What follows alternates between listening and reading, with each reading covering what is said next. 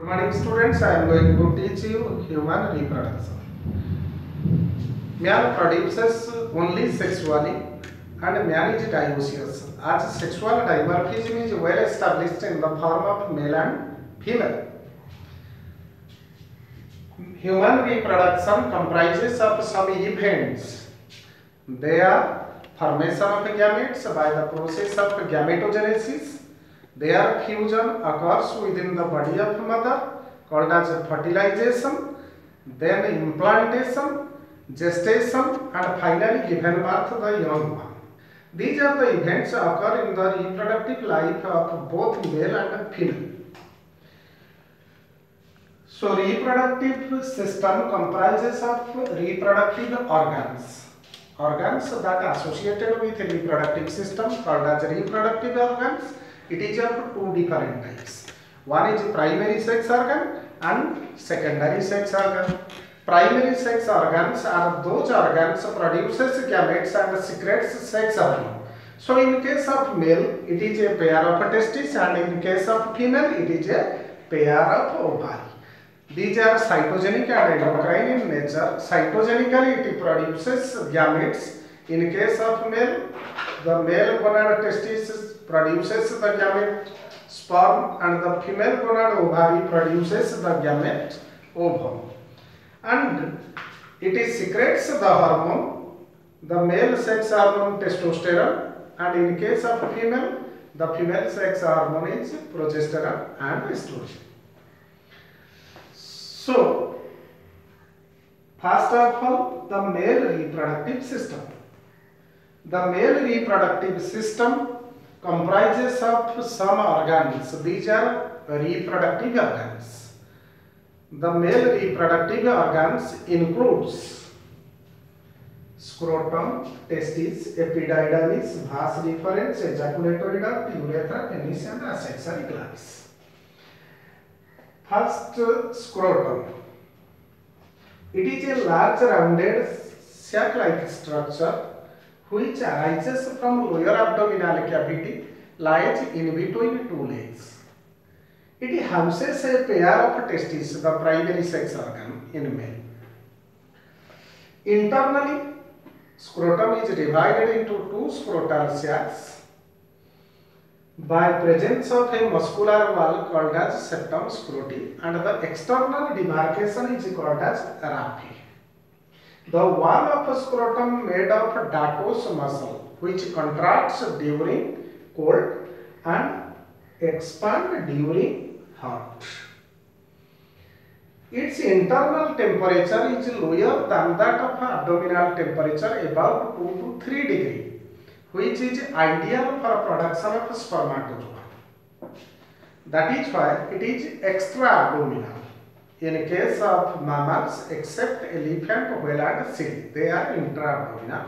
As their body temperature is suitable enough for production of spermatozoa, that is why it lies out inside the abdominal cavity. Then, a pair of testes, the primary sex organ. Testes are ovoid structures, oval in structure, small, solid, and encloses within the scrotal sac. Externally, it is bounded by a membrane called as tunica vaginalis, and the middle layer is tunica albuginea, and inner vascular layer, it is a network of that blood capillaries called as tunica vasculosa. Testis develops, it is mesodermal in origin and develops within the abdominal cavity during early embryonic stage. At 7th month of fetal development, it completely descends into the scrotal sac and lies within the scrotum through a passage called as inguinal canal. Here, this is inguinal canal. It is a passage in between that abdominal cavity and the scrotum. After descending of testis, the inguinal canal is closed. If it fails to close, then causes inguinal hernia. And sometimes, if the testis will retain within the abdominal cavity and do not descend into the scrotal sac. That abnormality is called as cryptorchidism. The tunica albuginea of testis invaginate in a body. So it forms the testicular cavity in about 250 to 300 compartments. Each compartment is called as testicular lobule.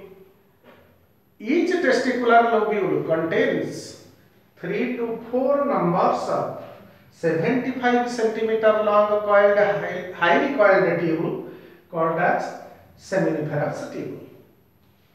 One end of the seminiferous tubule get closed and other end open into a tubular network called as rete testis. From rete testis arises 12 to 20 numbers of fine tubules.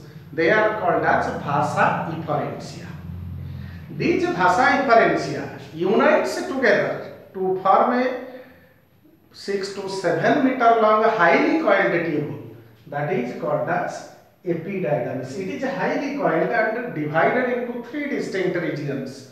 The part of that epididymis arises from vasa efferentia, which is formed by the fusion of these 12 to 20 numbers of fine ducts. So that part of epididymis is called as caput epididymis. The middle part is called as corpus epididymis, and the terminal part from where vas deferens arises, that is called as cauda epididymis, as it resembles to the tail of animal. That is why it is called as cauda epididymis. Epididymis lies just behind the testis and it is highly coiled. It performs 3 important functions. The first one is it is the primary storehouse of spermatozoa. After production of spermatozoa from seminiferous tubules of testis, it remains for some time within the epididymis.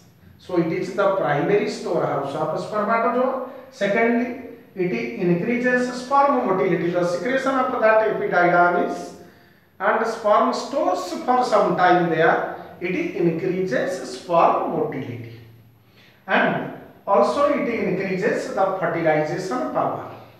That is why if the sperm without any retention or storing in the epididymis directly inseminate into the female genital tract, it is unable to fertilize the egg. That is why it has to be stay for some times in that epididymis to increase that fertilization power and also increase its motility.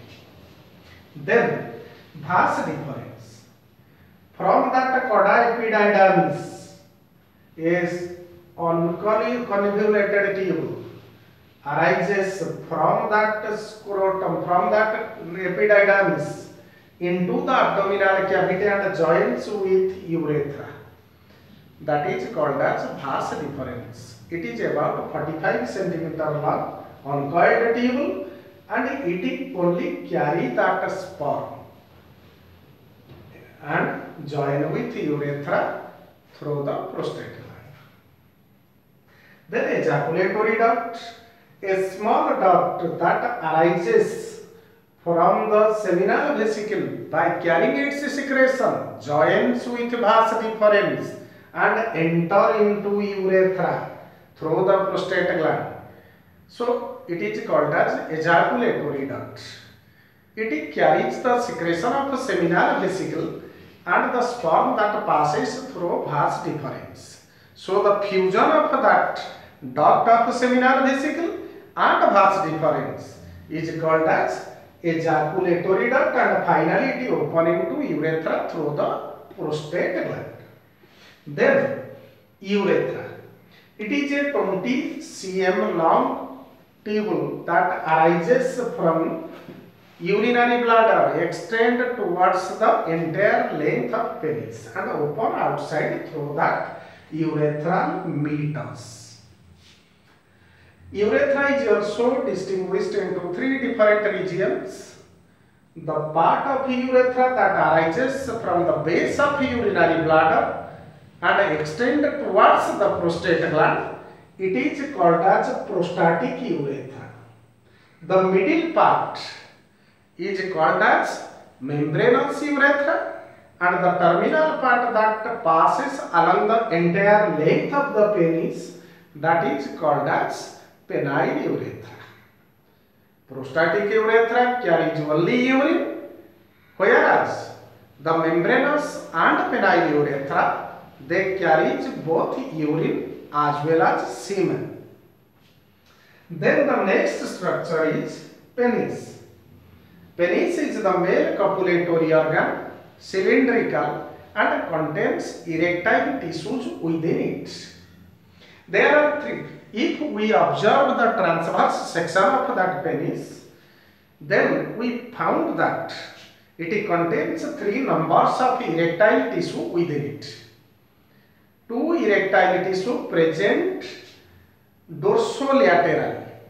They are called as corpora cavernosa, through which blood vessels passes, and another one present mid-ventrally, that is called as corpus spongiosum, and through that corpus spongiosum urethra passes outside. The entire penis is covered by loose skin called as foreskin or prepuce. It is extend over that glans penis, and there is an opening present in it for discharge of that urine from the urethral meatus. Due to small opening, if it is unable to draw back through the glans penis, then such abnormality is called as phimosis, and it can be corrected through surgery. Then accessory glands.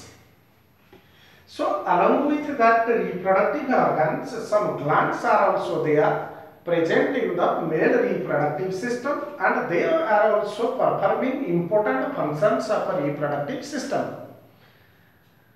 First of all, there are three types of accessory glands in male reproductive system. The first one is paired seminal vesicle, secondly unpaired prostate gland, and the last but not least, that is paired vulvourethral gland or Cowper's gland.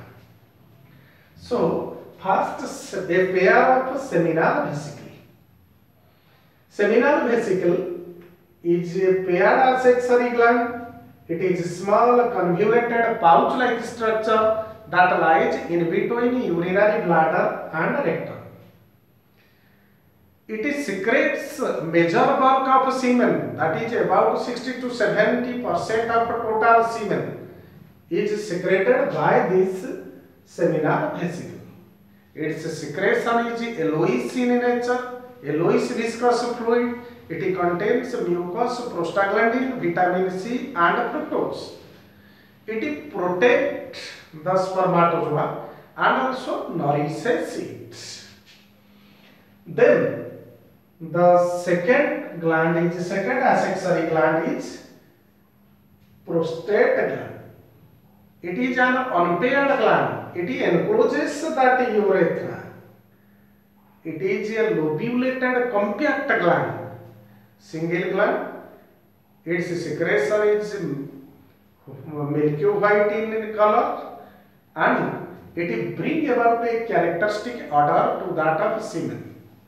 It secretes about 30% of total semen, and it is highly alkaline in nature, so that it neutralizes the acidic medium of vaginal fluid and protect the sperm from that low pH of vaginal fluid, that is about 4.9 to 3.5. Then a pair of small pea-sized gland located below the prostate gland, that is called as Cowper's gland or vulvourethral gland. Cowper's gland or vulvourethral gland secretes about 10% of total semen. It is transparent in nature and it is a frictionless fluid. It is lubricating in action and it helps in transport of spermatozoa in female genital tract for its better motility. So, some disorders that are related to that of male reproductive system, that these are, first one is cryptorchidism. During cryptorchidism,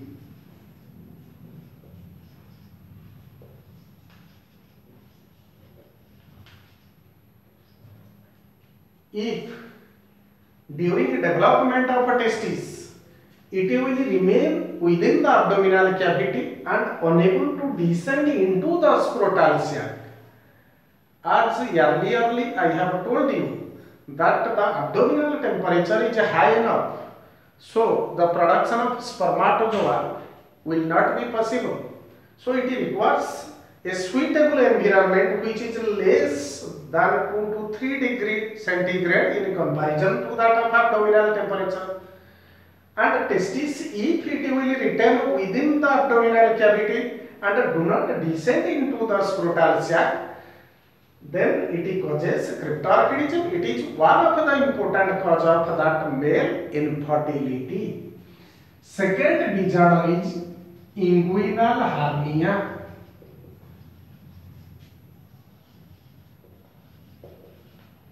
After descending of testis into the scrotal sac, the inguinal canal is to close. Sometimes it fails to close after descending of testis. Such abnormality is called as inguinal hernia, which causes severe pain sensation in lower abdominal cavity due to inpushing of intestine towards the scrotum. The third disorder is hydrocele. Accumulation of more tissue fluid into the testicular cavity bring about enlargement of testis and scrotum. That condition is called as hydrocele. Hydro means water, cele means coelom or cavity. So this is all about that male reproductive system. If any doubt, then you can ask me, and later on in my next video I will teach you that process of gametogenesis, and the first one is spermatogenesis, which will be easier to remember and understand, as it is sequentially going on male reproductive system, then it is followed by that gametogenesis, that is spermatogenesis. Thank you.